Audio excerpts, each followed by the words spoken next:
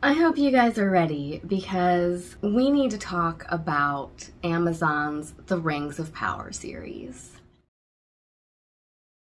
Back in my high school years is when the original Lord of the Rings film trilogy came out. I have to admit that I have only read the book series maybe once all the way through. Anyone who is comparing the literature to the films can kind of tell you that the tone can be very different at times. He had so many songs and poems and things like that within the text of the books. And looking back now, that makes total sense because Tolkien was a linguist. That's why he was able to invent this entire Elven language. I'm getting off track. Point being that while I wasn't ever like a huge fan of the books, I did have some friends, and one friend in particular in high school who was. Hey Terry. Just being someone that was into fantasy literature in general and just a fan of myths and legends and elves and all of the stuff like that, I was still pretty into it. My friends and I were into it to the point that we would go to the midnight releases of each one of these films, and I think we even went to at least one or two showings in costume. I still have my fellowship cloak that I made my mom sew for me based off of one studio image of Legolas that we had from like a friggin' calendar or something, because this was like before the days of YouTube. The internet was a thing, but like Google wasn't really a thing yet. We were still using Yahoo as the main search engine site to kind of give you an idea of the resources that I might have had at hand back in those times. Now it's been what, 25 years since the film trilogy came out. To bank on all of that nostalgia, Amazon has come out with this new prequel series, The Rings of Power. What I wanted to do is just give you my opinion on the series overall now that all of the first season has been released and we can see the entire story that they've presented to us from start to finish, and give you just my thoughts, feelings, and opinions on all of it, to be honest. And to be frank, I have my list of notes here that I was kind of taking as the episodes were being released, and I was listing things out as pros and cons. And for the first 1 through 4 episode,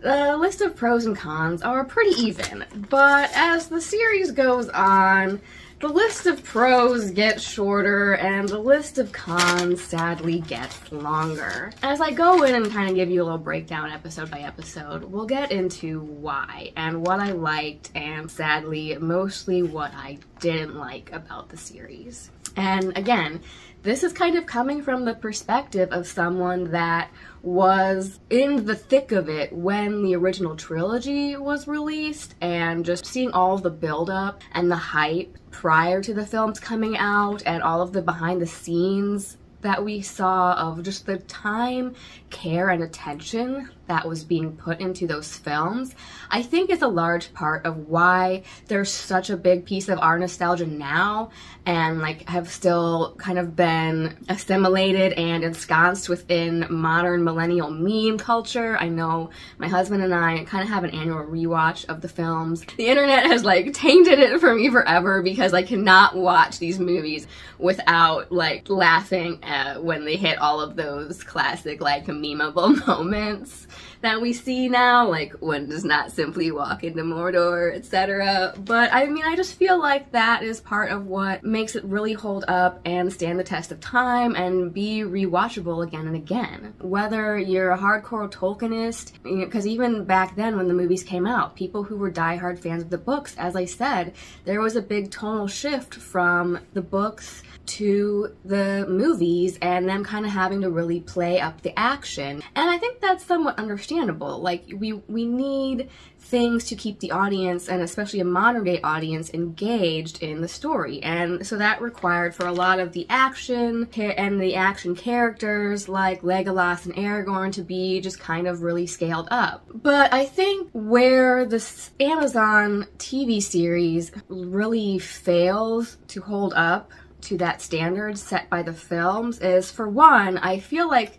they are really not even attempting to capture the atmosphere of Tolkien and the books at all. in these films. And that's from someone who was a casual Tolkien book reader at best. It seemed really to me, as someone that grew up with the film trilogy, that they were really more trying to recapture the tone and the atmosphere, and in some cases like literal beat for beat moments of the films, rather than trying to really encapsulate anything contained within the literature of Tolkien himself. But I've heard that they weren't given the rights to all of Tolkien's work and all of the appendices and prequel things that he wrote, which is largely what the series is based on. It's based on things from like the Second Age leading up to the films and Fellowship of the Ring, etc., but it's predating all of that by millennia. And yet they weren't given the right to use all of these names and things and events and places, so they're kind of having to work around it. And I think it just shows in a lot of weird ways, because not only are they not fully able to even use all of what they could get from Tolkien's work itself, but where they're trying to recapture the tone and atmosphere of the films, I think they're also just kind of failing. One of the things that I keep seeing tossed about this series is, to pull from South Park and use another meme, it's just like chock full of member berries, you guys. There's just a lot of points in the show where they're trying to literally recapture note for note moments from the films and point them out to the audience as like nostalgia factor and be like, hey, remember when you liked when this character did that thing in the movies? Like, we got something like that here too, huh? Doing anything for you? But let's break it down by episode, because that's kind of what I did here in my notes. Episodes 1 through 4, because we got, I think, the first 2 episodes released both at once. And so I think the first, like, 4 episodes in general stood out pretty strong. They were really hitting us hard with just the sheer spectacle of it.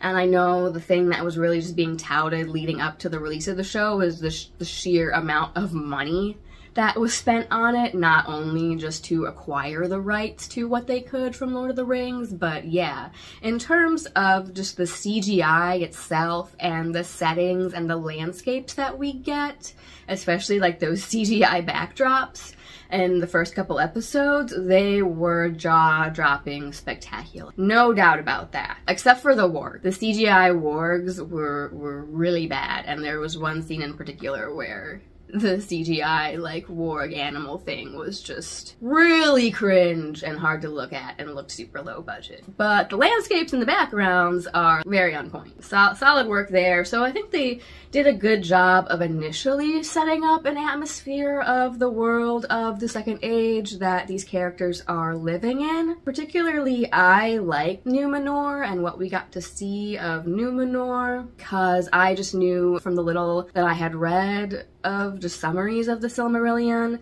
that Numenor was basically an allegory or a stand-in for Atlantis. And I love me some Atlantis myths, let me tell you. You guys don't even know how obsessed I am with Atlantis. So Numenor is this advanced human civilization on an island, much as Atlantis was fabled to be, and it was just kind of this achievement among the realms of men in terms of just this advanced civilization. I think they did a good job of capturing that atmosphere of advanced maritime shipfaring culture. Not only the set work, but the costumes, because Numenor in the costumes and the set pieces overall was really giving me these strong Mediterranean, Greek, Minoan culture vibes. The characters are wearing these clothes and these tunics that look almost more like togas and the like, and we see all of these frescoes in the background that really reminded me of Greek, Roman, and Minoan frescoes from ancient Crete. Cool to see all of those kind of historical nods and tie-ins to give us this impression, much like ancient Rome, and how ancient Greece and ancient Rome are still touted as kind of a golden age of learning and culture in our human history. I think they did a good job of showing us and giving us that vibe for Numenor. Another thing that I really liked was the storyline showing the relationship between Elrond and Durin. I think that was definitely like one of the strongest storylines and strongest performances in the entire series was Elrond and Durin and the actors portraying them. It was cool to see that kind of ancient elf and dwarf friendship did exist, because by the time we see Fellowship of the Ring, elves and dwarves are definitely not friends. And even here, one of the things that I wish they'd showed us more of, elves are holding themselves apart and maybe even above mankind and other races of Middle-earth. And it just shows that even though they're supposed to be these all-knowing, wise, advanced beings, that they can still have their failings in terms of not giving the other peoples of Middle-earth enough credit, kind of keeping themselves separated and apart from the world in a way, I think is maybe what leads to their diminishing and eventually kind of having to leave the world entirely. So it's interesting to still see this dynamic of friendship between these two characters, and interesting to see some of the more in-depth looks at dwarf culture living in Khazad-dûm or Moria. I thought they did a good job of building up the backstory and the culture and the world building there on that side of things, and so it was interesting to see it in that golden age before what we see when it's in its ruins stage in the films. And I also like what we first saw of the conflicts and the friction between elves and men in this show, especially within the Southlands. We've had this elven outpost there for generations now, but we see this pushback from the humans. The men kind of don't understand why the elves still don't trust them after all of this time. And so it's interesting to see these kind of two perspectives of, like, the elves have longer lifespans than humans. To the men, it's been generations since Sauron last ruled there, and so they don't understand why the elves still don't trust them after all of these generations. Like, they barely even remember what happened at this point. But to the elves, it literally just happened. These wars just happened within their living memory. To them, it's like those who don't know history are doomed to repeat it, as we see in this series. I liked seeing some of the hints of that conflict in between elves and men and the two different perspectives and sides of things, and I wish maybe we'd had a chance to explore that further, but already at the outset of the first two episodes, the elves are leaving that outpost. I did like this depiction of early hobbits as kind of like the hidden folk under the hill, with the way they camouflage themselves within their environment, kind of see where it would trickle down to become those legends of like the small folk and the hidden folk living under the hill, literally in this case. But to get to the things that I already didn't like after the first 4 episodes, I know it was kind of a big source of conflict in the beginning to even choose to have these Harfoots or these proto-hobbits in the show, because we know that they don't really become written down in Tolkien's side of things until much later. And really, like, looking back at the whole season 1 story arc, from the beginning I thought the Harfoots and their characters and the whole storyline in general was just kind of meh. I didn't really find them engrossing enough to pull me in to where I was really invested in them or cared about them. And to be honest, thought some of the writing, especially of the main Harfoot character, Nori, was just basic, and I just really found her annoying, to be honest. But not as annoying as I found the Southlands characters, especially Theo. I'm looking at you, Theo. I just want you to know, I always hated you. I always hated you the most. So I'm not really sure why they were featured in the show, apart from just that nostalgia factor. Moving to the whole Southlands story arc and those characters, again, I feel like we didn't really spend enough time with any of these characters to feel for them or get invested in them and their storylines. Theo was annoying, Bronwyn's plot armor was like as thick as Mithril, and in some cases it just led to ridiculous suspension of disbelief even for a fantasy show, the things these people survived. And after even the 4th episode, I was just starting to feel like overall that storyline in particular was just leaving something to be desired. And overall, my review of the whole season 1, the story writing just really left a lot to be desired. In these first couple episodes,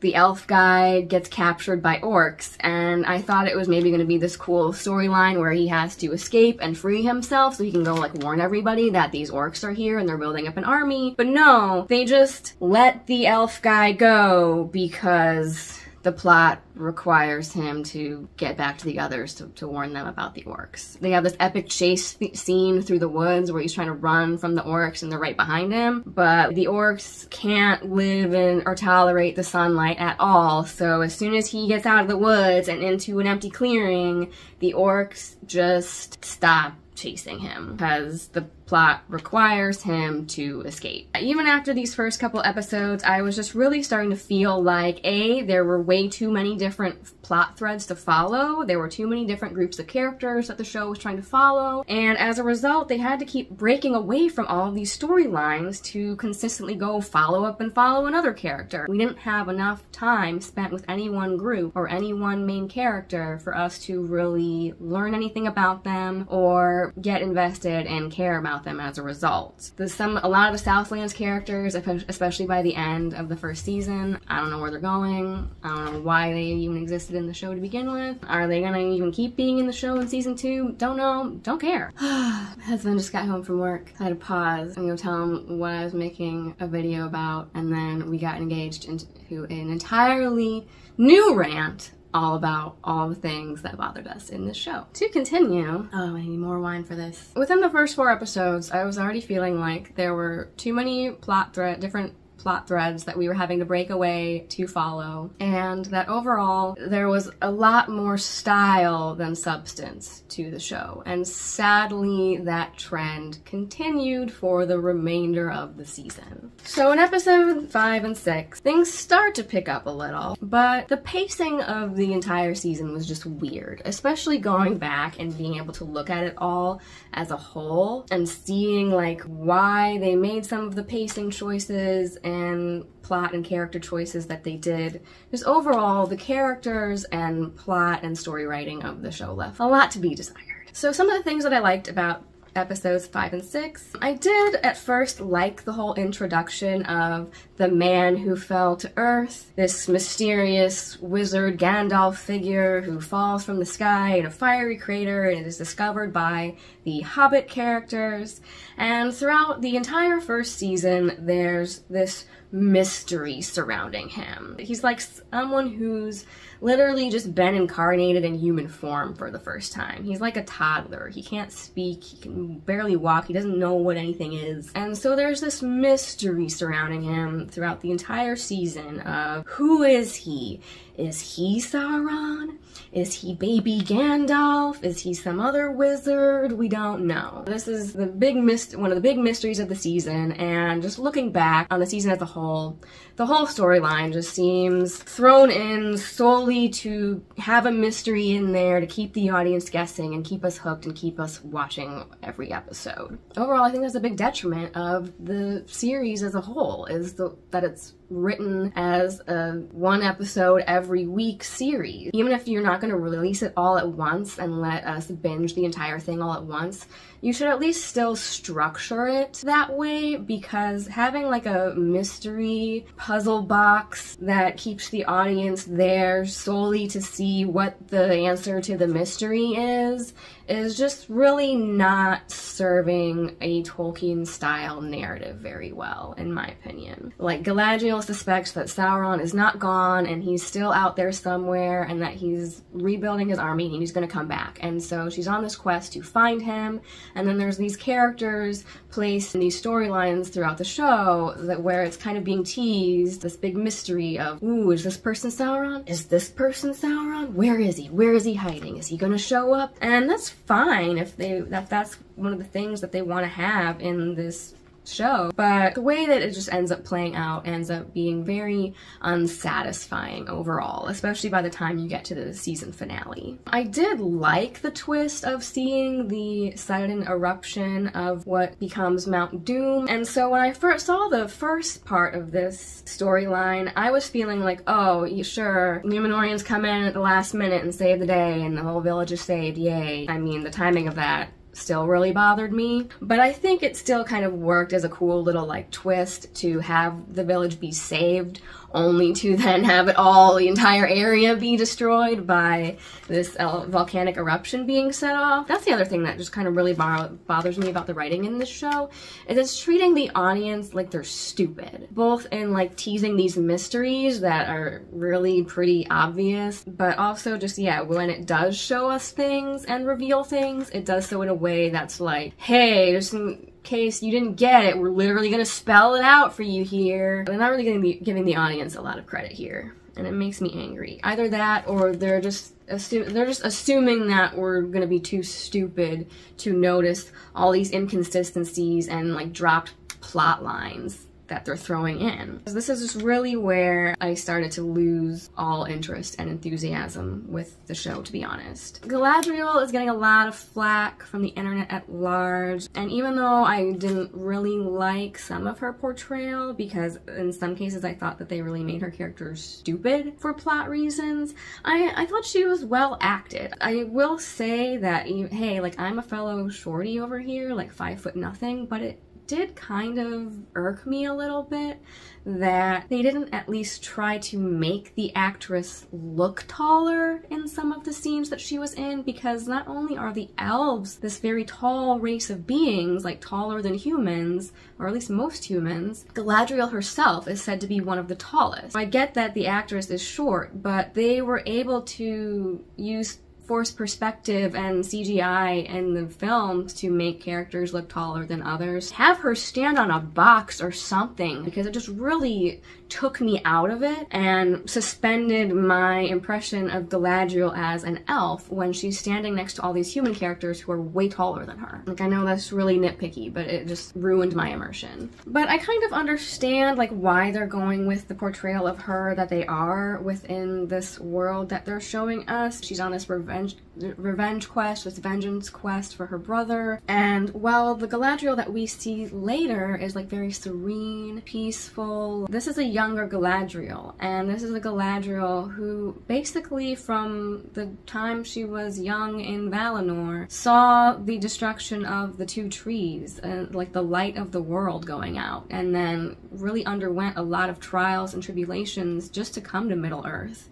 And then once she was there, saw all of these terrible all-out wars that were fought with the forces of evil. So literally all she has known in her lifetime, in a way, is war and death and darkness and destruction. So I could understand why that would have a big impact on her viewpoint and her perspective of the world around her. I also really liked the character of Isildur's dad, Elendil. I like the actor. I thought he was another strong point in terms of characterization and acting. But at this point in the show, the character plot armor was really getting on my nerves, especially, as I said, with the character of Bronwyn. She survives these orc battles when they're literally these untrained villagers with pitchforks. She gets stabbed at one point with an orc blade, which should just be filthy as fuck to begin with. Like, that's getting infected. I don't care how good of a healer you are. But she survives that. And especially with this whole, like, cool, badass moment where they have the Númenóreans sailing all the way from Númenor, all the way to the Southlands of Middle-earth, and then riding all the way to this podunk middle-of-nowhere village to save them at just literally the last moment before they're gonna get wiped out by these orcs. It just really went to the extremes of my suspension of disbelief, even for a fantasy show with like magic and orcs and shit. Really drove home to me how much it felt like the writers of this show just started at the outset with this list of ideas that they had for cool scenes we want to make sure are in this show. And we don't care how we get to that point. We just know here's these scenes and these moments that we want to have featured, and we're just gonna write around them regardless of if it makes sense. We're gonna have this cool scene like the charge of the Rohirrim at Helm's Deep, where they come at the last minute when all hope is lost and save everybody.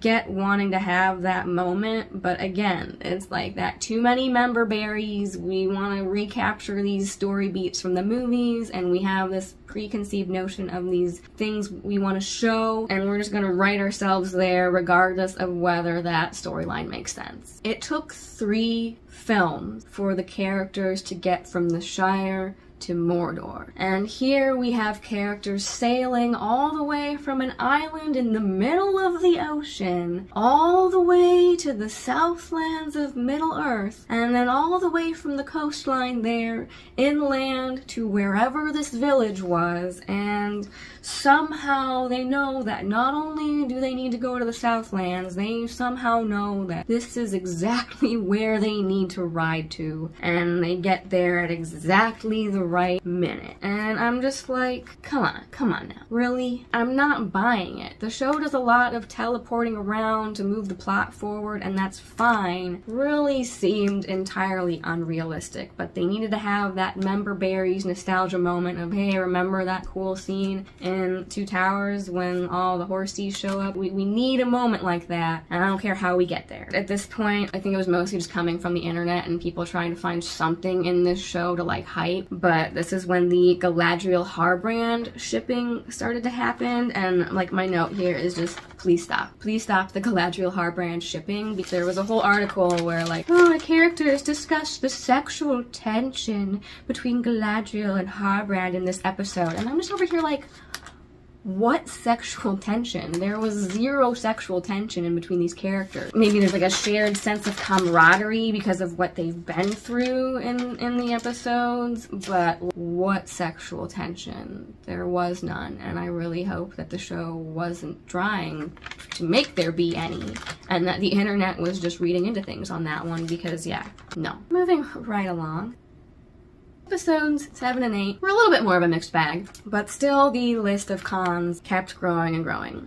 Especially with the eruption of the volcano in the previous episodes. Again, really pushing at what we as the audience can be expected to believe is plausible, even within a fantasy setting. We see Galadriel just standing there and staring as this wall of ash and this volcanic eruption comes toward her. Before the next episode came out, I was like, no one should be able to survive that. Pyroclastic flows go hundreds of miles an hour, you can't outrun them, and even if you are inside of a building, as we can see from the ruins of Pompeii, that's not any guarantee of safety, because they're also literally hundreds of degrees hot. Like, they will boil your brain in your skull. Are elves invincible? Because I know they are immortal, but they're not invincible. They can still be killed and injured. Really, no one should be able to survive that, but apparently not only can Galadriel survive it, everyone can, because we see there are many survivors, human and orc, of this entire full-ass volcanic eruption, pyroclastic flow that literally came raging down upon everybody. I'm sorry, but I really wanted them to kill off Bronwyn, because not only was her plot armor just ridiculously thick at this point, it would have been more impactful to have some of these characters get killed off. Especially for Theo. Theo is still the worst, but maybe it just would have added to some character building for him to have his mother be the only person he's ever had in his life, and he's all about protecting her, and to have him lose her. I feel like that really would have driven his character arc forward and been impactful not only for him, but for the elf character that had a thing for her. But no, somehow not only does she survive having a grievous wound from being speared and arrowed through the chest, but she's able to walk all the way from that village to wherever they go seek refuge, and she's fine.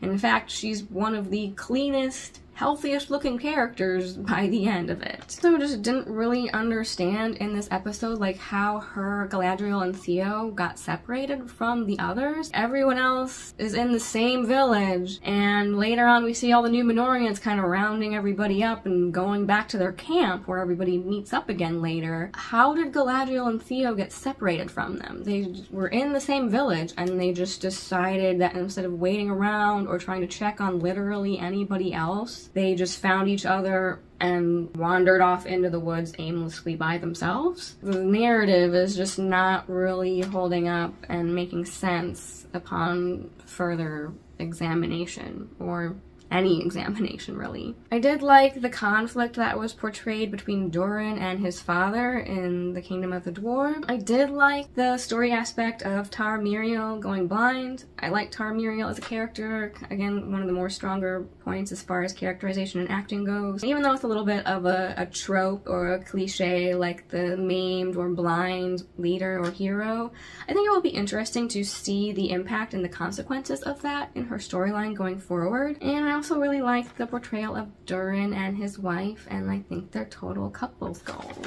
We love a supportive spouse. Overall, as we kind of headed into the finale episode of the season, I just still really felt like what should have been a smooth and cohesive narrative was broken and hampered by their need to structure each episode so that it has a weekly payoff or a weekly cliffhanger to keep the audience wanting more and keep us watching. Like the whole Who is Sauron mystery. It wasn't written very well. It didn't come to a satisfying conclusion by the end, and I felt like the storytelling structure overall just really suffered as a result of not only them trying to stretch out this mystery puzzle box until the very end, but to also just keep these like random cliffhanger endings as just a way of forcing the audience to keep watching. They're not attempting to capture an atmosphere of Tolkien at all.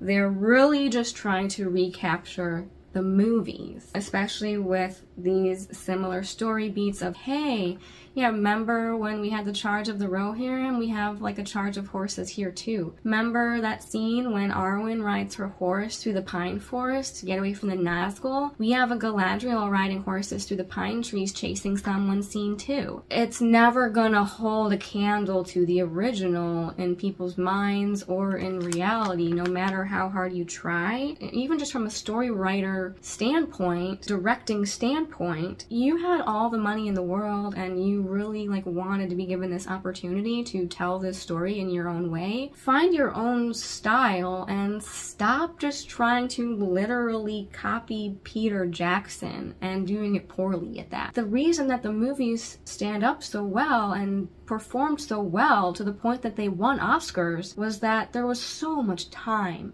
and care and attention to detail put into building this world of Middle-earth. A lot of the armor, weapons, items used in the backdrops for places like Rivendell were handmade and custom made so that they would evoke this atmosphere of the world that they were trying to immerse us in. It's fine if you want to copy some of those same styles and set pieces and inspiration so that it forms this kind of cohesive narrative, but when you're just literally copying scenes shot for shot, find your own thing, come on. Finally, we get to episode 9. And at this point, at the top of my pros list, I have that it was making Amazon's Wheel of Time show look better and kind of good by comparison. I thought the actual like forging of the Rings of Power scene was cool, but the whole thing just felt really rushed. I didn't understand why, even though their quest to save this village and save the Southlands kind of failed because of the whole eruption of Mount Doom thing.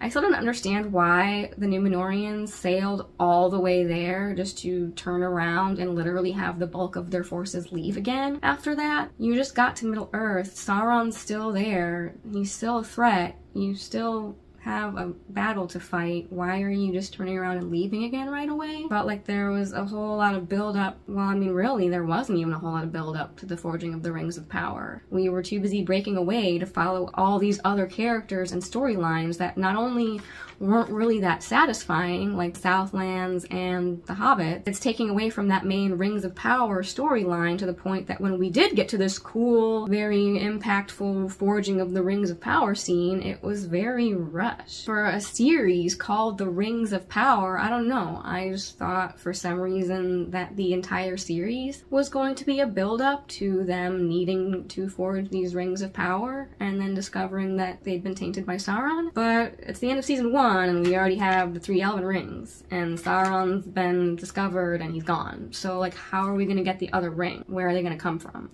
So, I'm editing this video as if it wasn't long enough already. I wanted to pop in and add something else, because another thing that I realized while I was looking back and reflecting on the differences between where the film trilogy succeeded, where season 1 of the show failed, is that I kept complaining about how the show kept breaking away and following too many different groups of characters. But in the last 2 films, Two Towers and Return of the King, we also see the group splitting up and we're following multiple different points of view and storylines. But I think the difference is, in the first movie, Fellowship of the Ring, we see the group of characters all coming together and uniting first, and we get to know them all, and they all get to know each other and pledge to work toward this common goal before splitting up and going their separate ways. Even after the group separates, they're still all striving toward a common goal. And so I think that's where the show is failing to achieve that same sense of investment in the plot and the characters, is that it's missing the sense of fellowship. Overall, I thought the storyline would have benefited a lot from less of the Hobbit storyline and more focus on this main storyline. It felt like the whole Hobbit storyline in general, especially now in hindsight, was really just solely added for the nostalgia factor and as a red herring for the Who is Sauron mystery. Is it this Proto-Gandalf or is it Halbrand? But at the end, it's just a red herring. He's not Sauron. What was the point of this entire storyline?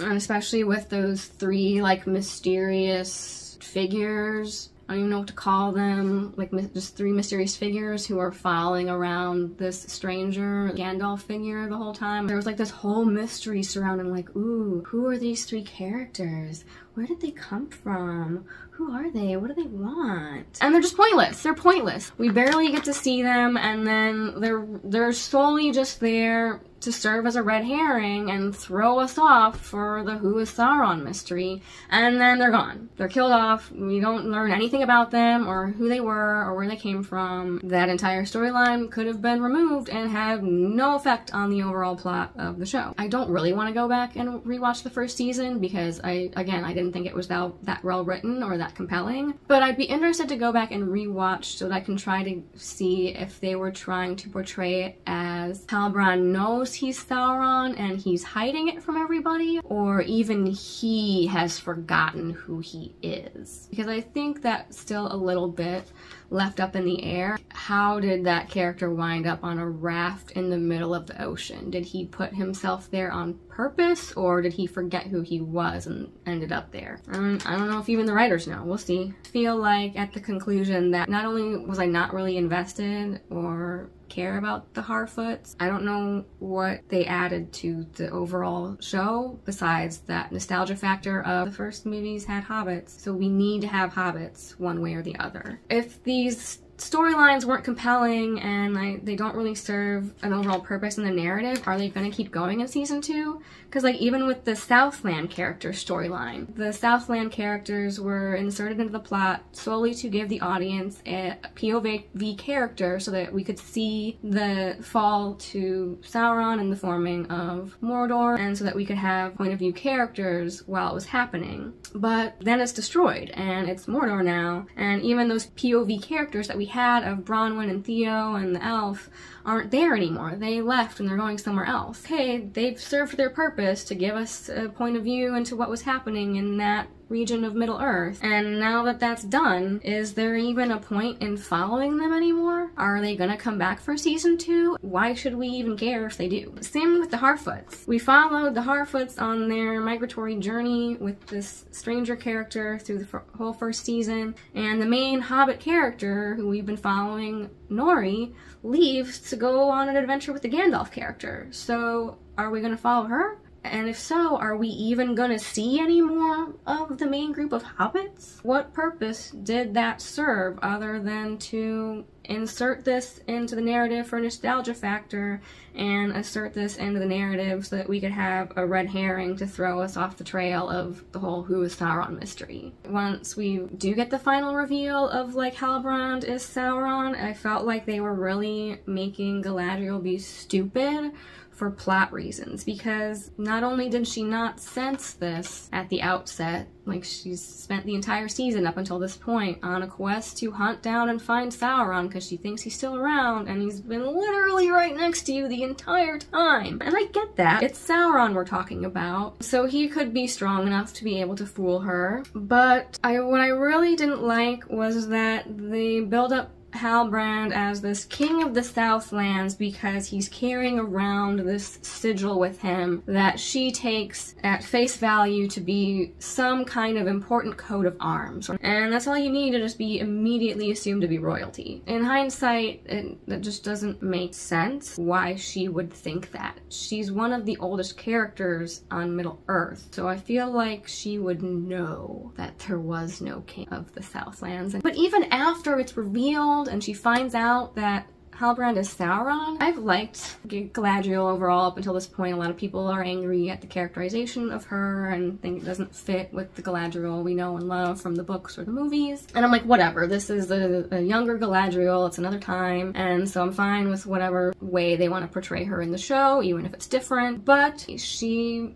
finds out who Halbrand is, and then not only doesn't tell anybody right away, she covers it up. And I don't understand for the life of me why. Why does she not tell anybody immediately? Because to me, it's making it seem like she's not telling anybody because it makes her look bad or makes her look stupid. She was traveling with this guy the whole time and hyped him up to everybody as this king among men and king of the Southlands, and she trusted him, and oops, he was Sauron all along. If you're trying to give Celebrimbor and the other elves a reason why he's not there anymore and why they shouldn't follow Halbrand's advice and why they shouldn't trust him if he shows up again, and not to mention your whole quest and why you got exiled from Middle-earth and sent off to Valinor in the first place was because they didn't want to admit that Sauron had returned, and now Galadriel has literally been proven right? Why wouldn't you tell that to everybody? Why wouldn't you scream it and shout it from the rooftops that, hey, I was right, Sauron's bad, and I found him? But no, she's gonna lose face, and it's gonna make her look bad if they find out that she was the one that harbored him this whole journey, even though he's Sauron, master of deception. Not really on her. I can't really think of what her motivation would be for not telling everybody what she knows immediately. And not only that, but kind of trying to cover it up when she's asked. That just made zero sense to me, and that was the one characterization of her within this show that kind of made me angry, because I didn't understand it, and I didn't think it fit with I didn't think it was consistent even with the characterization that they were trying to go with for Galadriel within the series. In conclusion, I was not impressed by the overall story writing and plot writing of the show. I felt like they should have had way less focus on these secondary storylines and secondary characters and more focus on the story of the Rings of Power itself. Sauron's been exposed now, and we still have more Rings of Power that need to be created. So either he's gonna come back in disguise as a different character and ingratiate himself with the dwarves and men that way? I don't fucking know at this point. Overall, I hope we get more Numenor. It seems like they were really building up to the downfall of Numenor and introducing some plot threads from the little I know of that. So I'll be interested to get some more time spent back there and with those characters. And other than that, not really sure where they're going with this one. Even as someone who is just more of a fan of the films than the novels, I felt like they were trying to not really recapture or capture Tolkien so much as they were trying to recapture the nostalgia we have for the movies, and not doing a very good job of it. I think they had their ideas for scenes they wanted to film, and they wrote around it, regardless of whether it made sense or not. And it made me angry. Stupidity that we were supposed to have to just buy into and go along with some of the story writing decisions. But I think I will leave this review on that note, because I've had enough wine and I need to go have some dinner after all of that. So I hope you enjoyed my little chit-chat review of the Rings of Power TV show, and I can honestly say that I'm really looking forward to season 2 of Wheel of Time. And until then, stay classy, pagans.